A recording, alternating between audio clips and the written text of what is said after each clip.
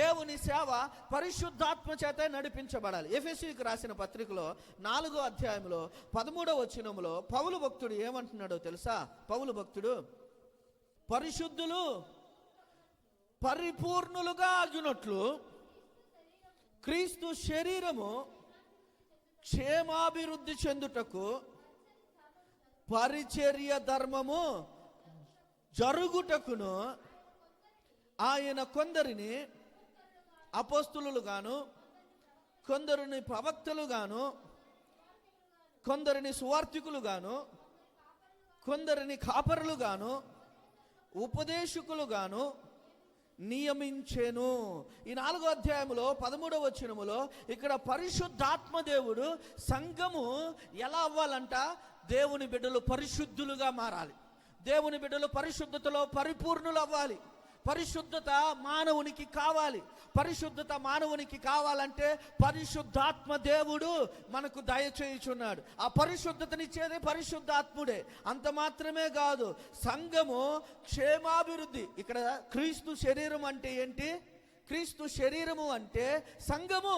సంఘము అభివృద్ధి చెందాలి, సంఘము ఆశీర్వదించబడాలి, సంఘము అభివృద్ధి పర్వతములో నడవాలి అని అంటే పరిశుద్ధాత్మ దేవుడు ఏం చేస్తున్నాడో తెలుసు? ఇక్కడ మనుషులను ఎన్నుకున్నాడు. ఎవరిని ఎన్నుకున్నాడు? మనుషులను ఎన్నుకున్నాడు.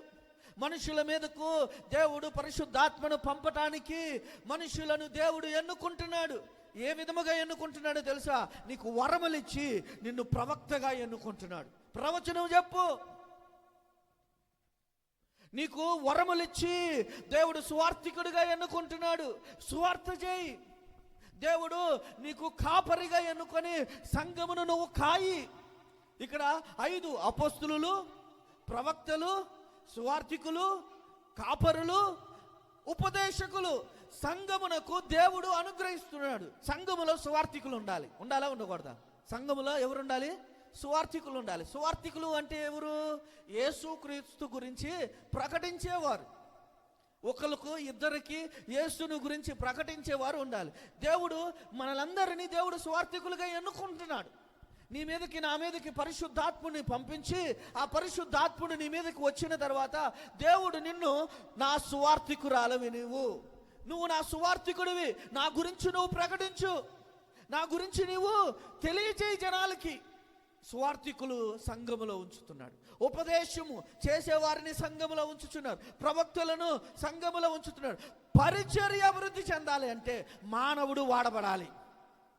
మానవుడు వాడబడాలి అంటే పరిశుద్ధాత్ముడు కావాలి. మానవుని శక్తితోనూ మానవుని బలముతోనూ జరగదు. నువ్వు పాట పాడాలన్నా, ఆరాధించాలన్నా, పరిచర్య చేయాలన్నా, వాక్యమును చదవాలి అన్నా, దేవుని సేవలో వాడబడాలి అన్నా పరిశుద్ధాత్ముడు నీకు నాకు అవసరమై ఉన్నది. అట్టి పరిశుద్ధాత్ముడిని మానవులందరి మీద దేవుడు కుమ్మరించుచున్నాడు. నీ మీద నా మీద దేవుని ఆత్మ కుమ్మరించబడుతుంది ఈ సంవత్సరము. నీ మీద నా మీద దేవుని ఆత్మ కుమ్మరించబడి నిన్ను దేవుడు ఎన్నుకుంటున్నాడు. నా పరిచర్యలో నీవు ఉంటావా? నా పరిచర్య చేస్తావా? నా సంఘములో నా కొరకు బ్రతుకుతావా అని దేవుడు నిన్ను నన్ను పిలుచుచున్నాడు. ఇదే ఎఫెసీయులకు రాసిన పత్రిక 4వ అధ్యాయంలో 6వ వచనములో ఇక్కడేమని వ్రాయబడుతుందో తెలుసా? అందరికీ తండ్రి అయిన దేవుడు ఒక్కడే, ఆయన అందరికి పైగా ఉన్నవాడు, అందరిలోనూ వ్యాపించి అందరిలో ఉన్నాడు. ఇక్కడ ఈ మాట అండర్లైన్ చేసుకోవాలి. అందరిలోనూ వ్యాపించి అందరిలో ఉన్నాడు. అందరిలో వ్యాపించి అని అంటే ఇక్కడ కింద ఫుట్ నోట్స్లో ఏమని వ్రాయబడుతుందో చూడండి. అందరి ద్వారా. ఫుట్ నోట్స్లో ఏముంది? అందరి ద్వారా ఏం చేస్తున్నాడు? దేవుడు అందరిలో ఉన్నాడు. అంటే నీ ద్వారా ఒక వ్యక్తిలోనికి పరిశుద్ధాత్మ దేవుడు నివసించాలని కోరుకుంటున్నాడు. ఇప్పుడు ఉదాహరణకి మన ఇంటిలో భర్త గారే మారలేదు అనుకో, నీవు నేను ఆ భర్తకి యేసుక్రీస్తు గురించి తెలియజేస్తున్నప్పుడు పరిశుద్ధాత్ముడు నీ ద్వారా ఎవరిలో నివసించాలనుకుంటున్నాడంట? నీ భర్తలో నివసించాలనుకుంటున్నాడు, నీ పిల్లలలో నివసించాలనుకుంటున్నాడు, నీ కుటుంబంలో, నీ రక్త సంబంధికులలో, నీ ద్వారా వారందరిలో దేవుడు ఉండాలని అనుకుంటున్నాడు. నీవు నీ తల్లికి సువార్త చెప్పిన, నీ అన్నకు సువార్త చెప్పిన, నీ బంధువులకు సువార్త చెప్పిన, నీ ద్వారా పరిశుద్ధాత్మ దేవుడు వారి హృదయములో ఉంటున్నాడు. సేవ అభివృద్ధి చెందాలి అంటే మనుష్యుడు వాడబడాలి. ఇక్కడ సేవకుడు ఒక్కడే కాదు వాడబడాల్సింది, సంఘము వాడబడుదురు గాక. సంఘము అందరూ వాడబడాలి, సంఘములో ఉన్న వారందరూ వాడబడాలి. ఒక్కొక్క పాత్రగా నువ్వు నేను వాడబడాలి. అందరి ద్వారా వ్యాపించి అందరిలో నివసిస్తున్నాడు. నీ ద్వారా ఇప్పుడు ఒక వెలుగు ఉందండి, ఆ వెలుగు ఒక చోట వెలిగి ఇంకొక చోట ఏం చేస్తుంది, అది వ్యాపిస్తుంది. ఒక దీపము వెలిగిన తర్వాత ఆ దీపము మరొక దీపమును వెలిగించగలుగుతుంది. ఈ దీపము ద్వారా ఆ దీపము, ఆ దీపము ద్వారా ఆ దీపము, ఇలాగా అన్ని దీపాలు వెలుగుమయముగా మారాలి అంటే ఒక దీపము వెలగాలి. ఆ ఒక్క దీపము ద్వారా మరొక దీపము వెలగాలి. ఇలాగా నీ ద్వారా నా ద్వారా దేవుడు సేవ జరిగించుకోవాలని ఆశపడుతున్నాడు. ఈ సంవత్సరం నిన్ను నన్ను దానికి ఎన్నుకుంటున్నాడు, నిన్ను నన్ను దేవుడు నియమించుకుంటున్నాడు. నా బిడ్డ, నా సేవ చేయటానికి, నా సువార్తను ప్రకటించడానికి నేను నిన్ను ఎన్నుకుంటున్నాను.